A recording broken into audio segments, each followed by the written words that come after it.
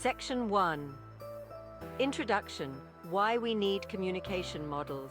Communication is central to our lives. We communicate constantly. We talk, we text, we email, we use body language, we express ourselves in countless ways. But sometimes communication goes wrong. Misunderstandings happen. We get frustrated. Communication models help us understand this complex process. They break communication down into parts. This helps us see what's happening. We can identify what works well, and we can pinpoint where things go wrong. By understanding these models, we can all become better communicators. We can build stronger relationships. We can share ideas more effectively. We can avoid misunderstandings and conflict.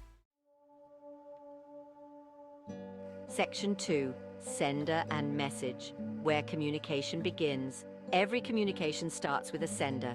The sender is the person who wants to share information. They have a message in mind. The message is the information they want to convey. For example, imagine a friend wants to invite you to a party. Your friend is the sender. The message is the invitation. The sender needs to decide how to express their message. They can use words, they can use gestures, they can use a combination of both. The choice depends on the situation and the relationship between sender and receiver. Section 3. Encoding, packaging the message. Once the sender has a message, they need to encode it. Encoding means putting the message into a form that the receiver can understand. This could be spoken words, written text, body language, or even a combination of these. Think about our party example. Your friend could encode the invitation by calling you and saying, "Hey, I'm having a party on Saturday, want to come?" They have translated their message into spoken words. The way a message is encoded can greatly influence how it's received. A formal email might be appropriate for a work invitation, while a casual text message works better for a friend's party. Section 4. Choosing the right channel. From speech to text. The channel is the medium through which the message travels. Common channels include face-to-face conversation, phone calls, text messages, emails, and social media. Choosing the right channel is crucial for effective communication. A face-to-face conversation allows for immediate feedback and nonverbal cues. A phone call offers a personal touch but lacks visual cues. Text messages are quick and convenient, but can be impersonal. In our party invitation example, your friend chose a phone call as the channel. This allowed for immediate feedback and a more personal touch than a text message. Section 5. Decoding, unpacking the message. Once the message reaches the receiver, they need to decode it. Decoding means interpreting the message and understanding its meaning. This involves understanding the language, the context, and any nonverbal cues.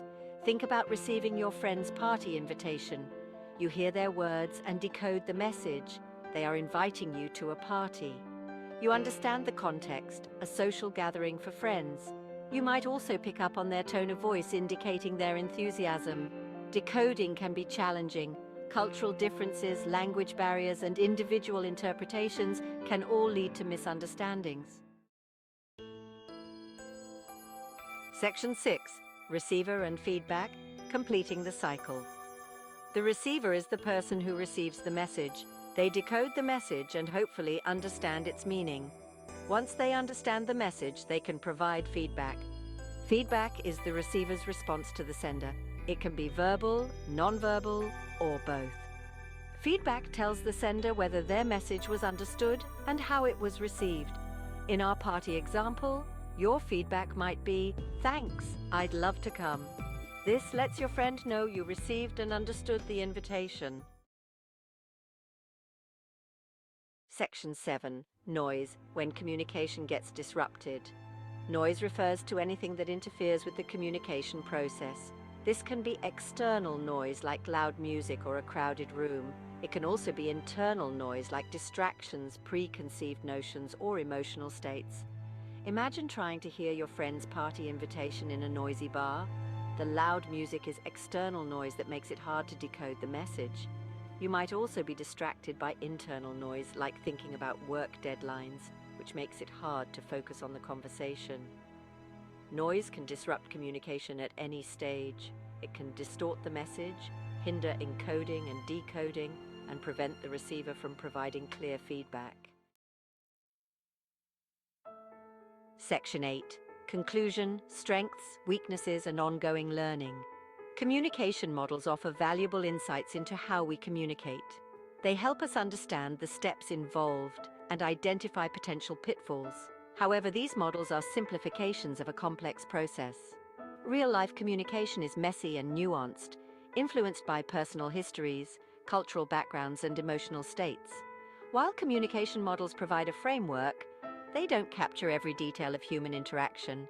They can't account for all the subtle cues and unspoken understandings that shape our exchanges. Despite their limitations, communication models can help us become more aware of our own communication patterns and those of others. By understanding the basic components and potential challenges, we can strive for clearer, more effective communication in all aspects of our lives. Think about your own communication style. What are your strengths and weaknesses? How can understanding communication models help you improve your interactions with others?